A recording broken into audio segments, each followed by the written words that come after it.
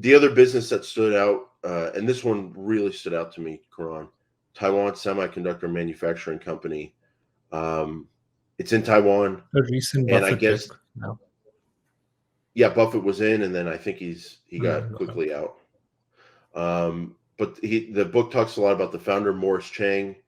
I did not know that I guess he was born China, Taiwan, somewhere over there, but then he spent a lot of time in Texas, and then he went back, and I thought that was interesting. And he pulled in a lot of, like, it seemed like a lot of American know-how at the time. He pulled that back over to Taiwan with people he brought in to help him build up the business. And I guess, Karan, you can speak to this. The genius that they had, the thing that separates them is that they decided, no, we're not going to design our own chips. We're going to build chips for other designers, and we're going to build it for a lot of different designers. And therefore, customers don't have to worry about us competing with them. And then therefore, 100% of our time is going to be on manufacturing chips, and we're going to get better and better and better at that over time.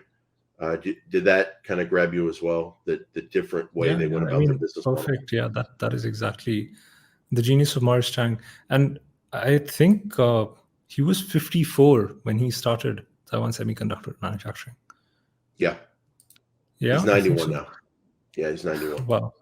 So there's another podcast, like I'd mentioned in the beginning, from Acquired Podcast, which really dives deep into TSMC.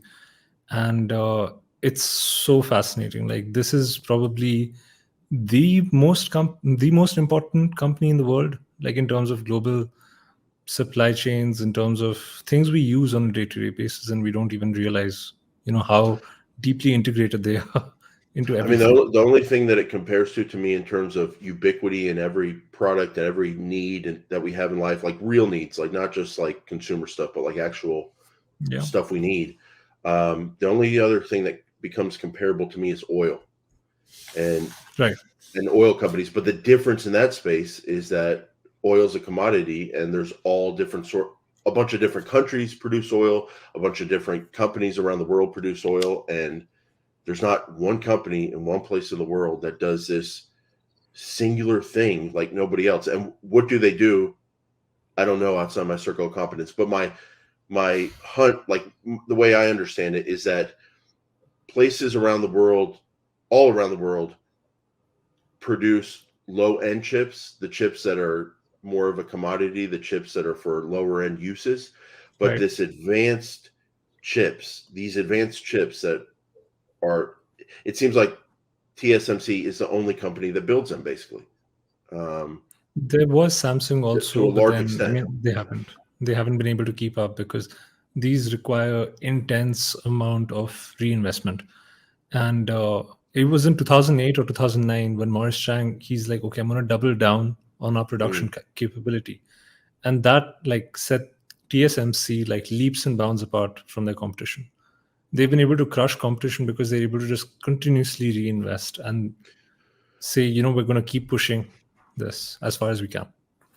Yeah, as an investor, there's that shows you the two different ways to look at businesses. Like some businesses, some investments are like See's Candy, where they try a few things to grow, they don't really work, and they just decide, you know what, free cash flow to owners. And for other companies out there that have those characteristics, for public companies, you get dividends, you get buybacks, and you can do very well with that. The other side of that is businesses that do reinvest, and that's trickier because you never know if the reinvestment's going to work. But when it does, it can create like a miracle, like for what TSMC has been for maybe the world and also for their shareholders, where you can create something that other people can't replicate, and you can become a lot bigger. And that's what they did. They became a monopoly. Yeah. Let's call it what it is. Yeah.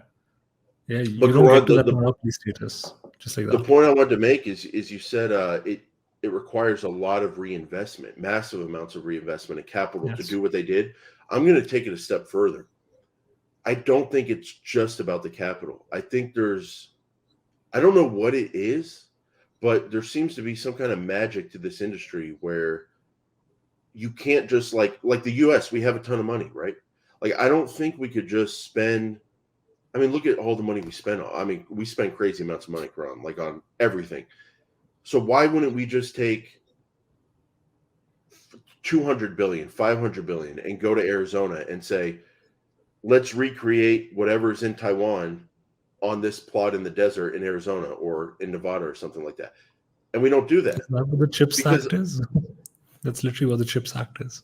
I know, but it's not. But where's my TSMC? You know, like I don't think it's just about the money. I think there's something else going on with all this stuff.